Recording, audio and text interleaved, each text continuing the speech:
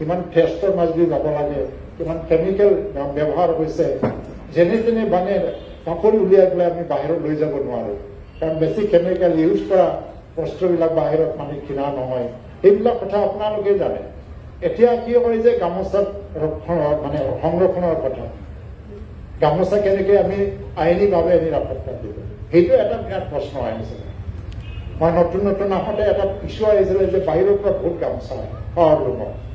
মুখ্যমন্ত্ৰীৰ বহুত লগত কথা পাতিলোঁ বহুতবাৰ, কেনেকৈ ৰোধ কৰিব।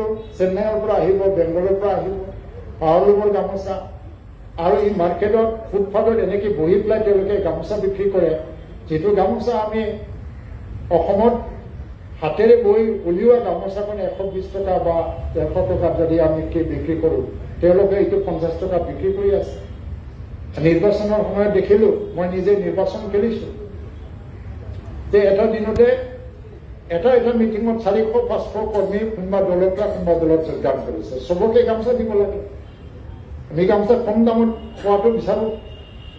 বিলাচী পৰা ধুবুৰী কোকৰাঝাৰৰ মানুহে গৈ পেলাই গামোচা বান্দালি আনিছে। এটা বান্ডল কিমান পৰিছে এইটো হিচাপ নাই, কিন্তু পাৰ পিছ যদি হিচাপ কৰে 30 টকাত পাই আছোঁ এই গামোচা। সেই বজাৰটো কেনেকৈ ৰোধ কৰিব? এতিয়া হেণ্ডলুম প্ৰটেকশ্যন আইন মতে ডিপাৰ্টমেণ্টে যদি হেণ্ডলুমৰ গামোচা পায় দোকানৰ পৰা চিজ কৰিব পাৰি, আৰু মালিক যিবিলাক প্ৰডিউচাৰ হয় তেওঁলোকক আমি একশ্যন ল'ব পাৰোঁ। কিন্তু টেকনিকেল কথাটো আহি গ'ল যে পাৱাৰলুমৰ গামোচা নিৰ্মাণ বা প্ৰডিউচ কৰা মানুহবিলাক অসমত নহয়, অন্য ষ্টেটত গৈ পেলাই আমি একশ্যন ল'ব নোৱাৰোঁ। তাতে এটা লিমিটেড এটা পাৱাৰ থাকে। তথাপিও যোৱা বিহুত আমি প্ৰায় 13,000 গামোচা চিজ কৰিছোঁ, পাৱাৰলুমৰ গামোচা। তথাপিও বন্ধ কৰিব নোৱাৰোঁ, কাৰণ 2 নম্বৰী বজাৰ ইয়াত কোনে কৰিছে? অসমৰ মানুহে কৰি আছে, বেলেগেতো কৰা নাই। তেওঁলোকে প্ৰডাকশ্যন কৰি পেলাই ইয়াত পঠাই আছে, আৰু 2 নম্বৰী মাৰ্কেটত এই গামোচা বজাৰ কৰা মানুহজন অসমীয়া মানুহে কৰি আছে, বেলেগেতো কৰা নাই। এতিয়া ৰোধ কৰিব কেনেকৈ?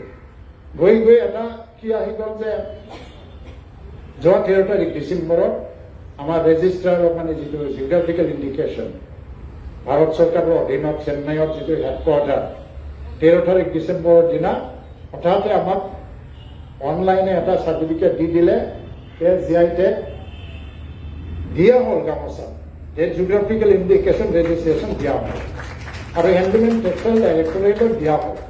সেইটো শুনি পেলাই এইটো আমি আনন্দ উল্লাসেৰে এইটো স্বাগতম জনাইছোঁ। চিফ মিনিষ্টাৰে টুইটত কৰিলে যে অসমৰ কাৰণে এইটো স্মৰণীয় দিন।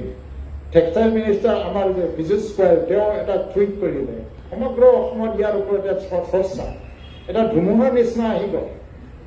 কাৰণ হাউ দিছ GI টেগ উইল প্ৰটেক্ট দি গামোচা। এতিয়া প্ৰশ্নটো হৈছে যে ফাৰ্ষ্ট কথা আমি লিগেল প্ৰটেকশ্যন পাইছোঁ, ঠিকে আছে।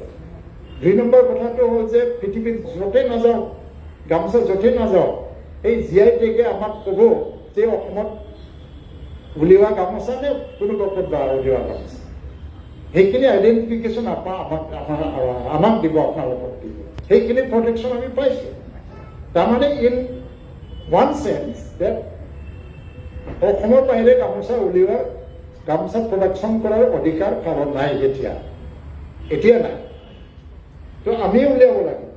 এতিয়া কি হৈছিলে আমাৰ সমস্যাটো, অসমৰ গামোচাই পাৱাৰলুমৰ গামোচা যদি খালি গৈ দিল্লীৰ মাৰ্কেট দখল কৰা হ'লে অসমৰ মানুহৰ কাৰণে সমস্যা নাছিল, নহয় জানো?